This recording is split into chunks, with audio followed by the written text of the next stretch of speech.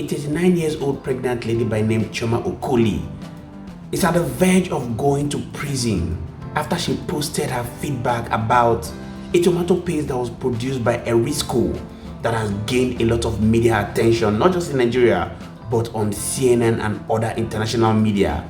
The story of Chioma Okoli, the 39-year-old entrepreneur from Lagos who is being persecuted by a tomato paste manufacturer, Erisco Foods, after she posted a review of one of its tomato paste products on Facebook, has gained global attention with several international media houses, including CNN, New York Post, Daily Mail, and Daily Star reporting on the story.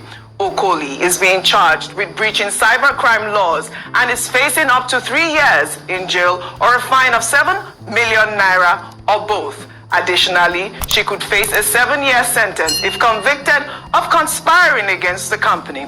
Erisco Foods Limited is also suing Okoli for damages of 5 billion naira, citing reputational damage and loss of suppliers. Okoli's case sparked protests in Lagos after the company's founder, Eric Umuofia, refused to budge in a recent documentary by Adesua Giwa Osage, saying that he won't drop the lawsuit against Okoli and that he would rather die than allow someone tarnish his image despite several interventions. Now, over to you, our woman in the front. I mean, look at Chioma and Erisco Foods. We thought that, it was just a story, but you can see it's not just Nigerians that are fighting for Chioma at this point. It has gained global attention. We have seen it everywhere at this moment. Yeah. But I think for me, the most disheartening part of the whole story is that our police force is involved in this case. Yeah, it's quite sad, Ojeh, and I want to first of all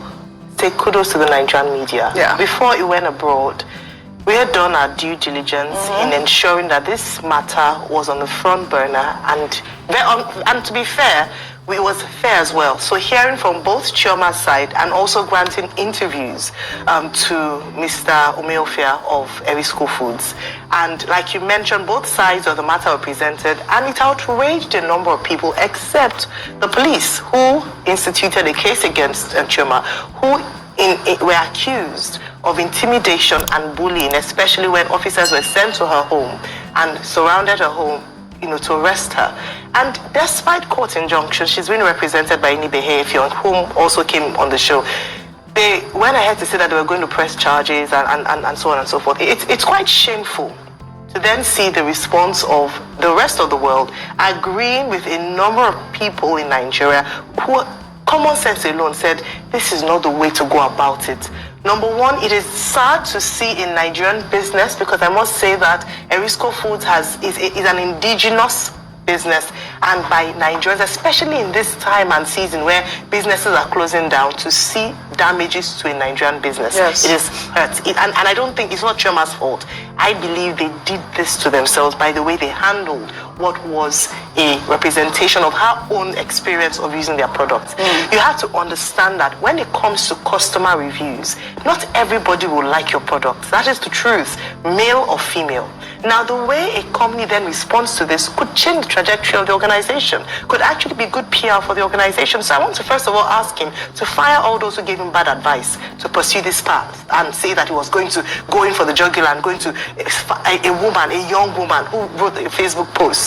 Beyond that, I still think it's still redeemable, and I hope it's still redeemable. I hope that pride and interviews he's done would not prevent him from doing the right thing.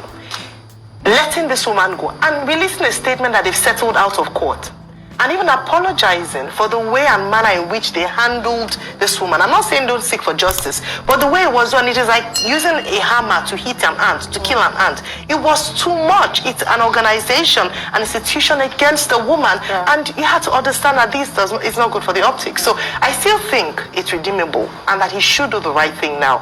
Let's not bring international disgrace because of, the headlines are just disgraceful, saying that, a woman received 7 years for complaining about a product product. No one is saying is to sabotage his business. So let him not sabotage his own business. Let him do right by the one. And I'm proud of all those who stood up for Chioma Okoli and ensure that she's getting at least enough attention to ensure that she doesn't sit in jail, sit in detention, or doesn't go through this horrendous Dr. Abati, Cyber Act crime.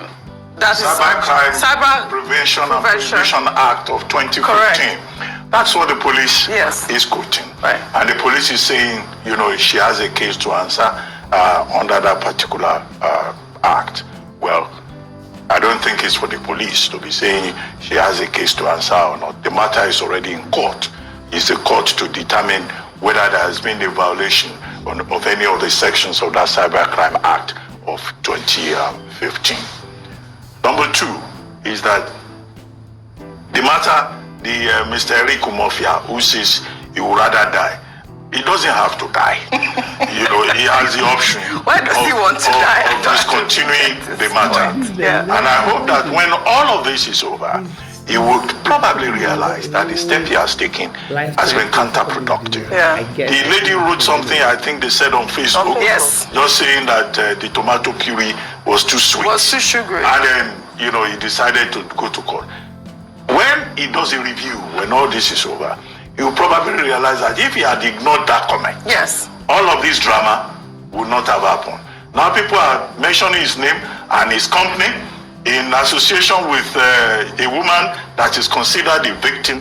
How has he achieved the objective of selling his product? I have no idea. And now on top of it all, he has turned Chioma Okoli into an international citizen. The whole world is fighting for her. And they are seeing her as a victim, even without the case being determined in court. So in the court of public opinion, Mr. Mafia, has already more or less lost. He could have handled the matter differently. In fact, when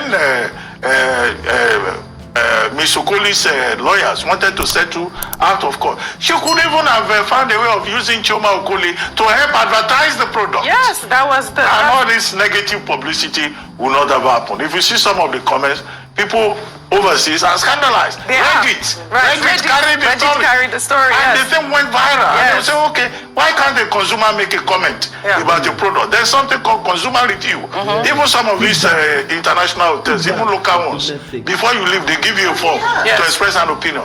If you want to book online, they will show you customer reviews, and it's not always that those customer reviews are, positive. So we still face the challenge in terms of consumer protection in this country.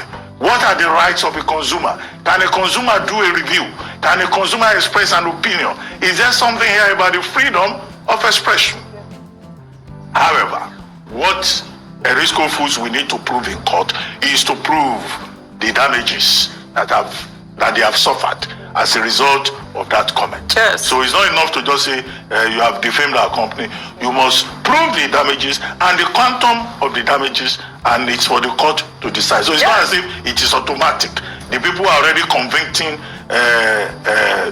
Ms. Okoli should allow the court to take a decision. And Mr. Mafia has the right not to die, to discontinue the case. You've seen it for yourself now. I had to go do a lot of research about this Cybercrime Prevention and Prohibition Act 2015. But before I do that, let's take a look at what the act says. It says, the law outlaws cyber stalking and cyber bullying and prescribes punishment ranging from fines of not less than 2 million or imprisonment for a term not less than 1 year, or both fine and imprisonment up to a term of not less than 10 years, or a fine not less than 25 million naira, or to both fine and imprisonment depending on the severity of the offense.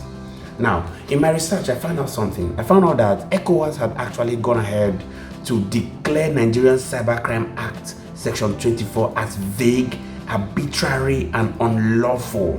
And this was made known by SERAP, who is a civil society organization based in Nigeria. It went ahead to say that ECOWAS court declares Nigerian Cybercrime Act Section 24 vague, arbitrary, unlawful. As SERAP has said, the Nigerian police cannot charge anyone with cyber stalking. Now, before I analyze these issues, I like to say this. It's actually not easy to build a generational wealth for over 40 years and find it go down the drain, just like the managing director of Erisco said. But the truth must be told at this point. Information has it that Nigerians have been crowdfunding this lady to ensure that her legal fees are paid in due time. As information also has it that Nigerians have been protesting at the venue of Erisco company against the actions of the managing director, because it's obvious that this guy has been so blunt about ensuring that he prosecutes this lady. As he came up on Channels television some time ago and they were asking him whether he was not going to see any reason to settle in court, he went ahead to make a statement like, "Rather dies than go out of court to settle with this lady." It's obvious that the management of Erisco does not understand the importance of feedback.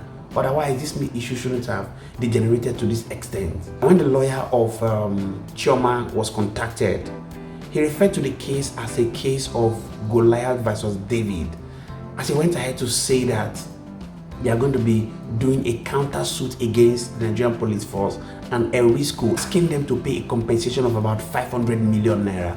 When media people tried to communicate with the spokesperson of Erisco and Nigerian police, they said they are not going to make any statement about it by virtue of the fact that the case is already in court. The management of Erisco did not need to go to this extent to prove a point, because obviously, like people have said, that Nigerians should go ahead to boycott the use of these products by virtue of the fact that the management has shown that they are not people friendly. They're not willing to take feedback from people who are their customers. Please, I'd like you to go to the comment section and drop a thought. Let's get to know what you think about the current happenings between Chioma Okoli and Erisco Foods.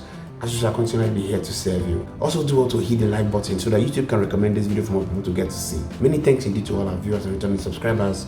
We really do not take it lightly. My name again is Moses, and this is Think Tank TV. See you on our next video. Bye for now.